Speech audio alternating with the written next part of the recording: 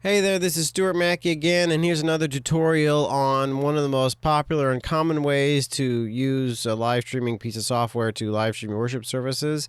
And that is a free open source piece of software called OBS, or sometimes called OBS Studio. That stands for Open Broadcasting Software or Open Broadcaster Software.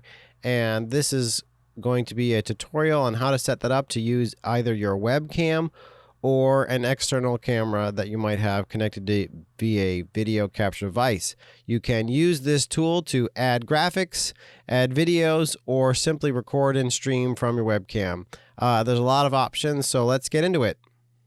Alright, so the first thing you're going to want to do is go to obsproject.org and download the appropriate software for your Windows or your Mac and install that. Depending on what version of Mac OS you have, it may ask you to open System Preferences and allow OBS to do a lot of stuff. So trust that that is okay. You do need to actually do all of those things, and it is completely safe to do so with this software. So here's the OBS software. You're going to click this plus button, and you're going to click Video Capture Device. Create a new one, call it whatever you want to call it. You can leave it like that, but I like to call it webcam. And I'm going to click OK. And now you see this properties. So you should be able to click this device drop down and pick your webcam. The name of your webcam, of course, depends on your make and model of computer or your camera. This is also my video editing computer, so it actually has another video capture card as well. But I'm going to pick the webcam. And there now you see me. For the preset resolution, you shouldn't need it higher than 1280 by 720, so leave it at that and click OK. So now you'll see that the camera is in a corner, and that's not really how we want it. We want it to be full screen. So there's a couple ways to do that. You can just grab this handle and resize it, and it will snap. So you can also right click and go to Transform and Fit to Screen. So it automatically fits it. If for some reason the shape of the camera was like, if you have an old camera that's not HD, it's not going to go all the way to the edges. So that's the first step.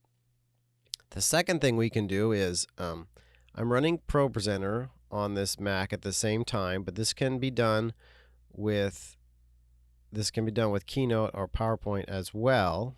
And so here's Keynote, and so I have some song lyrics queued up like that. And I'm going to hide this window for a moment. And I'm going to add another layer to the scene. So I'm going to click plus and click Display Capture. And I like to name it the window that it is. So I'm going to call this Screen 2, Capture, and click OK. It's automatically trying to record the screen we're actually looking at, which is going to make it super disorienting. So we're going to pick display number 1. And that's what I have up on ProPresenter, so that should be correct. We don't want to crop it.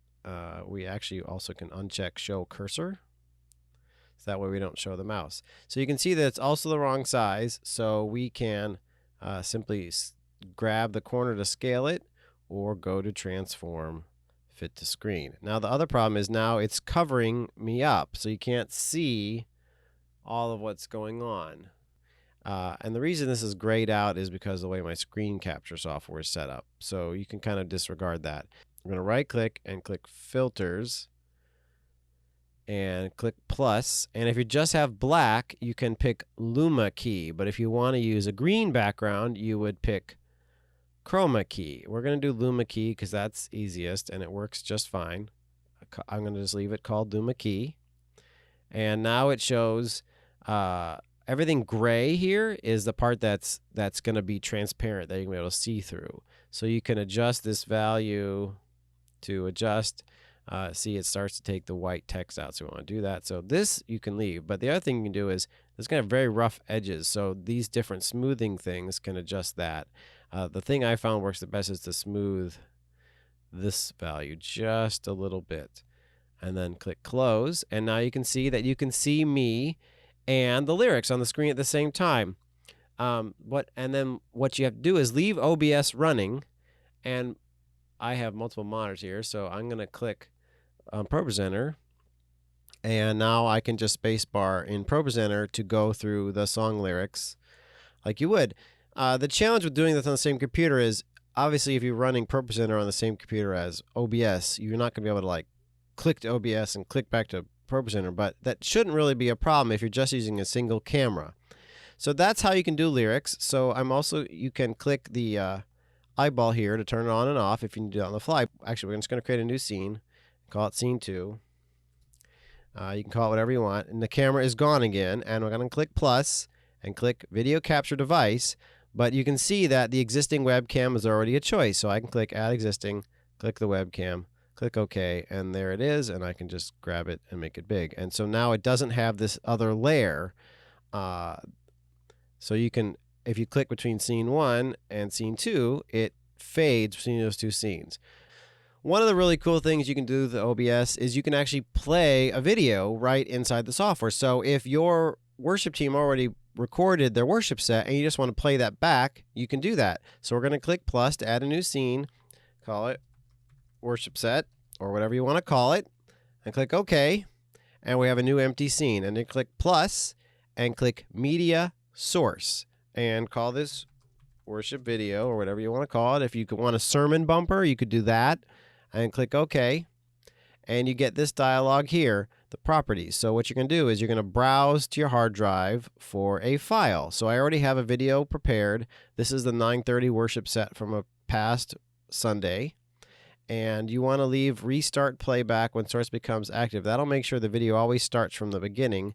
And you want to have show nothing when it ends. So, and don't have it loop unless for some reason, like if you had the other thing you could use the video for is you could do a we are about to start video and maybe have that loop and start your stream early so people could tune in early and then maybe have that loop. That would be a place where you might use loop. You could also use loop if you were going to composite multiple layers and you wanted to have a looping background, for instance. So we're going to go OK. And so there's the video. Again, it needs to be the right size. So we're just going to real quick grab it and scale it. So there's your worship set, and to go back out of your worship set, you can click back to one of the other two scenes, and you have just the camera. Now, one thing I did not show you is if you have another audio source, you can select that instead of the built-in web camera's microphone. And this is what you're going to want to do if, say, you had your audio board going into your computer separately from your camera. Like if you have a USB audio interface, something like this. So this is a stereo USB audio interface. It has two inputs and a USB out, and it connects to my computer. But this microphone I'm talking into is actually a USB device. So what we're going to do is we're going to show you how to add audio into your scene so that your audio and video can be coming from separate sources.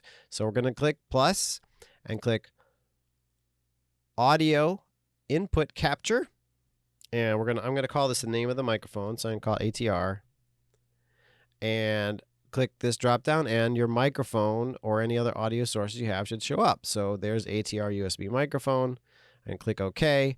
And now the ATR microphone is showing up, and you can see the meter is moving. If you have another source on here that you want to make sure to mute, you can mute it.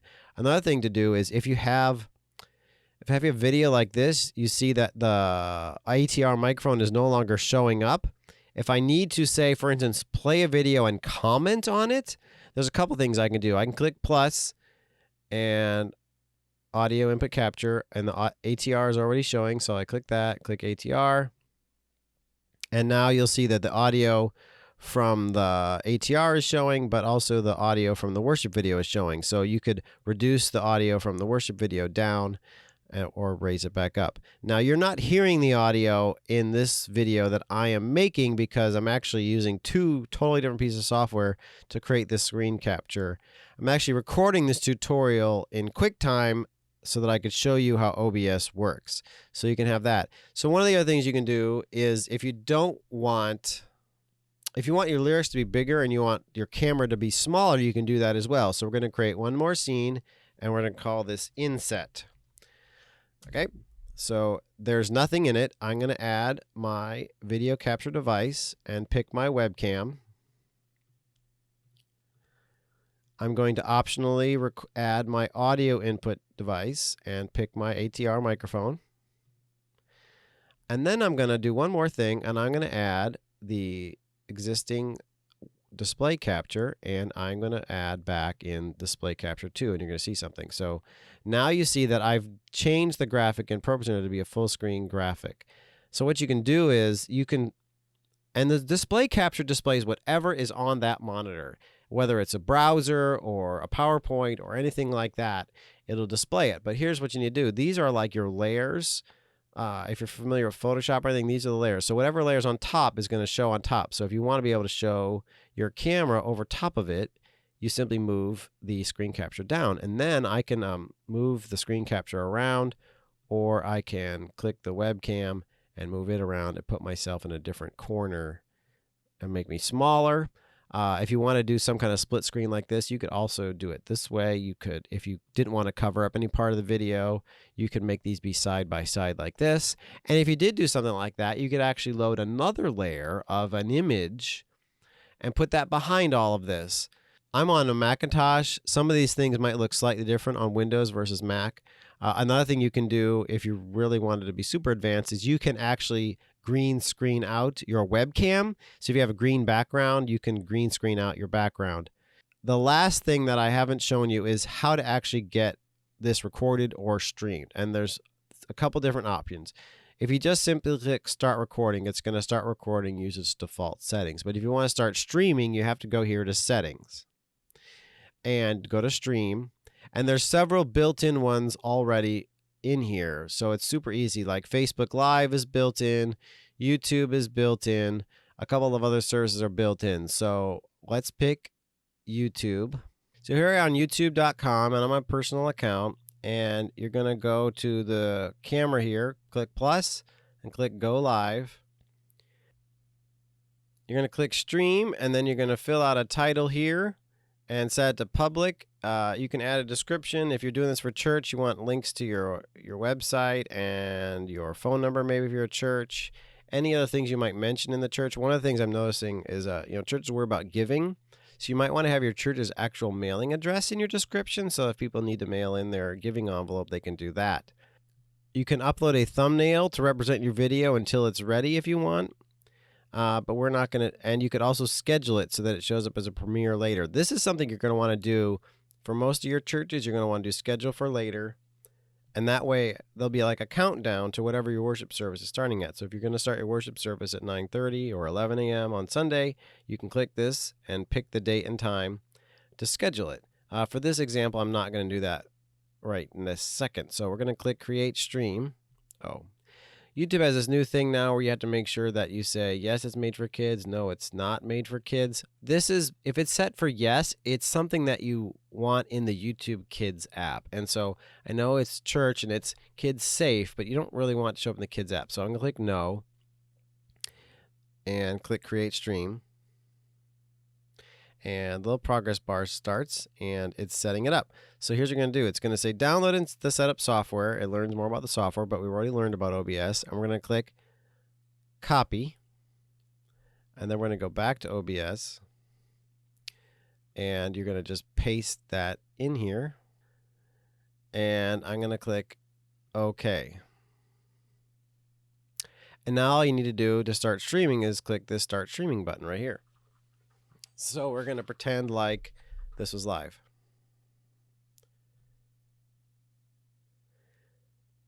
Hey, this is Stuart Mackey, and I'm doing another tutorial on how to use OBS Studio to live stream your worship services.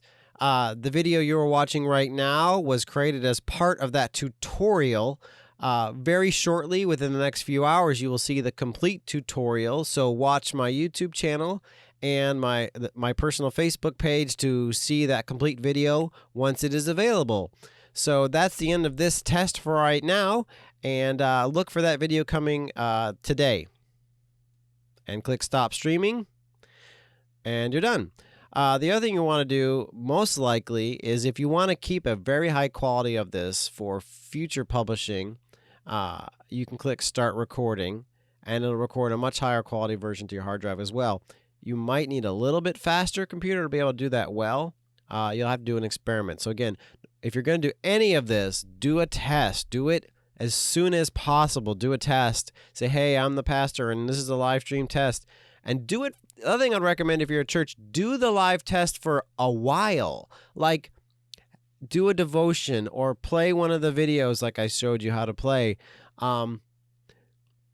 Do it long enough to see if people give you interaction, to tell people if it's working. You could even have one of your other staff or a volunteer jump over to YouTube and see that it's working, make sure the sound is working and everything like that. So I cannot stress enough how important it is to do a real test before you live stream on Sunday at your service time. If you don't do that, you're going to be too busy and your volunteers are going to be too busy to be able to fix it once it's going. So do a test and test more than once if you have to. The other thing that has been my mantra throughout this tutorial series is these are not tools that are restricted to just your Sunday worship services. There is no reason why you couldn't just get on daily and do your daily devotion live on Facebook or YouTube, right from your desktop, right from your office. You can see my messy office behind me. This is my office/studio. That's why I have that backdrop back there. That's where we shoot where we used to shoot our weekly video announcements, and that's all changing now. But the other thing you can do with OBS, because you can play back a video, you can record sections of your worship service ahead of time and play them back on the fly. The other thing you can do is you could theoretically record the entire thing as video and run it through OBS by just playing back the video live. Both Facebook and YouTube have a function called Premiere, which when you schedule a video to be a premiere, it comes out and it acts like a live video. So people can comment on the fly and interact with it. They can't fast forward with it. So people are all watching it in sync, and it makes it feel much more like an authentic worship service if everyone's watching it all together. So again, my name is Stuart Mackey. Feel free to direct message me or make comments on this video once it goes live, and I will answer the questions as best I can. I know it's kind of a time crunch for, again, most churches are trying to figure this out by Sunday, so I hope this video helps.